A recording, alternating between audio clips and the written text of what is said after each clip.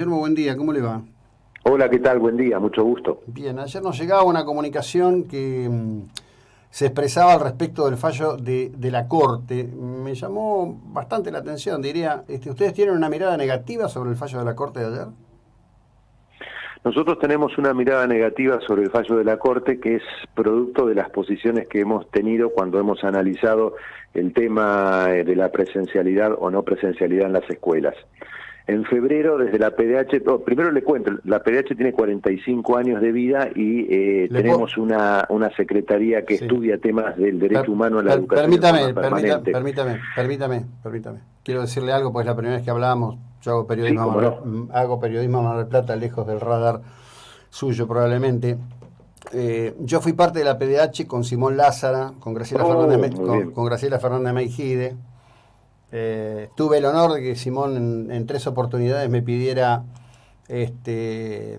digamos, integrarla de un modo activo, pero no me parecía apropiado en mi rol de periodista. Conozco perfectamente el tema. Lo que quiero es enfocarme en el presente.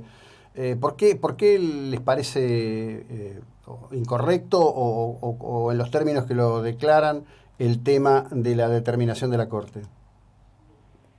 Porque nosotros habíamos analizado el tema y habíamos planteado que la presencialidad en las escuelas de alguna manera implicaba poner en peligro, aumentar el peligro del derecho a la salud de la población. Nosotros en el mes de febrero planteamos que no era una buena decisión del Poder Ejecutivo Nacional plantear la presencialidad. Y cuando se produce el decreto de necesidad y urgencia que plantea la virtualidad y cuando el gobierno porteño lleva ese tema a la Corte, nosotros nos presentamos en la Corte con una amicus curiae planteando cuáles eran los riesgos. Hicimos un estudio en el cual poníamos de manifiesto que alrededor de 3 millones de personas se movilizan diariamente en el AMBA en relación a la concurrencia de niños y niñas a las escuelas, y entendíamos que esa movilización implicaba o tenía una incidencia directa en el aumento de casos que se estaban precisamente produciendo de manera alarmante en ese momento. Estoy hablando de hace 30 días atrás. Entonces, en función de eso, nosotros le pedimos a la Corte que avale la decisión de la virtualidad, entendiendo que era una limitación al derecho de la educación que estaba justificado en función de la preeminencia del derecho a la salud, a la vida, a la integridad física en ese momento. Ahora, no, Nosotros ahora que vemos este fallo, nosotros entendemos que no tiene ningún tipo de fundamentación ese fallo para atacar esta preeminencia al derecho a la salud que nosotros hemos sostenido independientemente de la posición del Poder Ejecutivo Nacional, pero que el Poder Ejecutivo Nacional la plantea en el decreto de necesidad y está bien, urgencia. pero ¿no cree usted sacar. que lo que está realmente afectando el derecho a la salud, el estado de abandono, es lo que ha pasado con el tema de las vacunas? El gobierno argentino Sin duda. no quiso comprar 13 millones de dosis de Pfizer, tomó solo 10% de las 25 millones de vacunas que ofrece el fondo COVAX. Hoy no sabe exactamente qué es lo que va a hacer y aparecen artículos en esta mañana rogando a que Joe Biden, presidente de Estados Unidos, le conceda a la Argentina una parte del excedente acumulado que tiene la Unión Americana. ¿No le parece que el verdadero problema está ahí?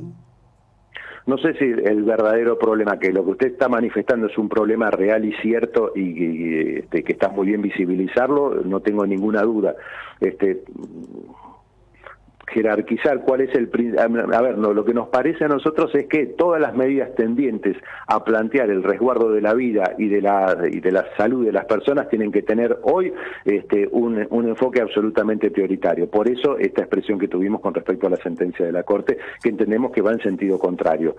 No pongo en tela de juicio para nada lo que usted está planteando y evidentemente si el sentido, si la velocidad de la vacunación fuera otra, estaríamos en mejor situación. Eso Claro. no hay ¿Y ninguna duda. se va a pronunciar la Asamblea Permanente por esto? Porque acá hay un abandono de personas y le digo esto, yo me hago esta pregunta, es una pregunta que me hago.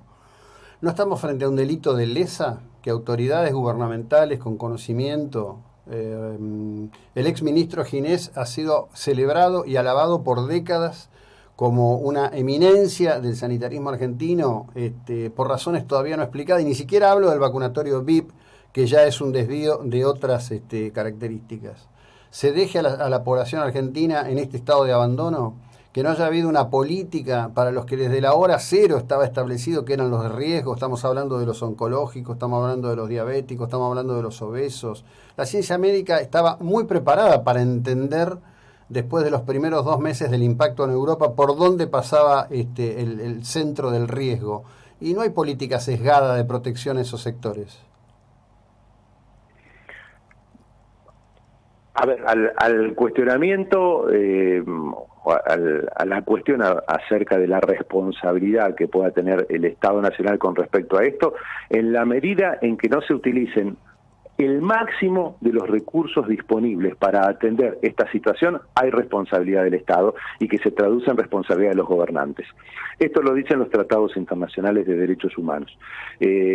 Con respecto a algunas cuestiones, se podrán suspender prestaciones, pero con respecto a la salud, con respecto a cuestiones donde está en juego la vida, el Estado tiene la obligación de emplear el máximo de los recursos disponibles. Bien. Si acá no lo ha empleado, sin duda hay responsabilidad, que es responsabilidad del Estado y que se traduce en la responsabilidad de quienes están administrando el Estado, sin ninguna duda. ¿Va a haber un pronunciamiento de la PDH a este respecto? Nosotros sobre el plan de vacunación ya hicimos un pronunciamiento en 2 sentidos. El pronunciamiento que hicimos hace, creo que fue en el mes de enero, es la necesidad de que el Estado ponga todos sus recursos materiales en conseguir la vacuna. Y fundados en esto, lo que estoy diciéndole yo no lo invento yo ni la PDH.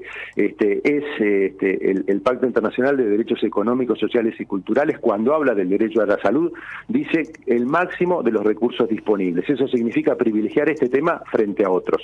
Eso por un lado. Y después también nosotros nos hemos planteado nos hemos dirigido al relator del derecho a la salud de Naciones Unidas planteándole gestiones tendientes a la suspensión de las patentes temporariamente mientras dure la pandemia.